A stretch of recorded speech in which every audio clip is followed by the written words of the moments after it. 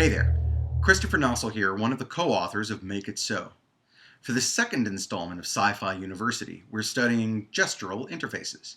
And for that, we're traveling a quick 14 years forward to the year 2029, when cybernetics and artificial intelligence have transformed everything but the ghost in the shell.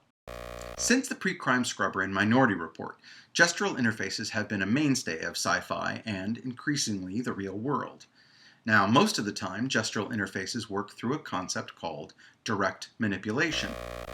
Interaction design pioneer Ben Schneiderman coined that term in 1982 to help advance computing beyond command line interfaces like DOS.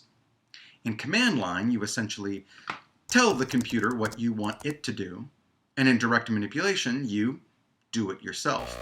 In Make It So, after reviewing the gestural interfaces in the survey, I identified 7 gestural words that seem to be emerging on their own in sci-fi. Notably, most every example that supports this pigeon is an example of direct manipulation. But the amount of things that you might want to do with a system is very likely to be more than 7. And for those other things, if there's no simple direct manipulation gesture that fits, it seems like the gesture would have to be arbitrary, something you just make up or borrow from an existing culture. But Ghost in the Shell provides another idea. Let's look at the 2 examples.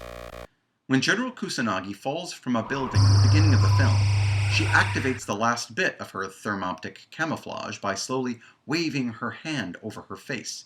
When the puppet master tries to run from the Section 9 agents in a marketplace, he activates his camouflage by pulling his hood over his head. In each case, the user is hiding their face to hide their body.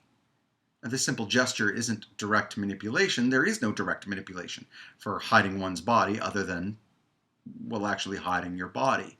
But the gesture isn't arbitrary either. There's a sense to it. Now, that sense has a special name that you may recall from English class. It's called a synecdoche. A synecdoche is a turn of phrase where a part stands in for the whole.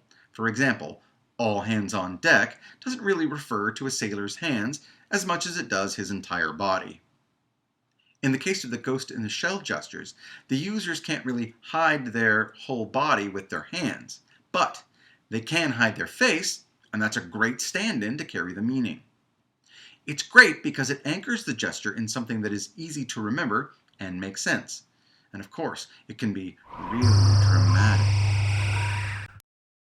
which appeals to the expressive, emotive part of ourselves.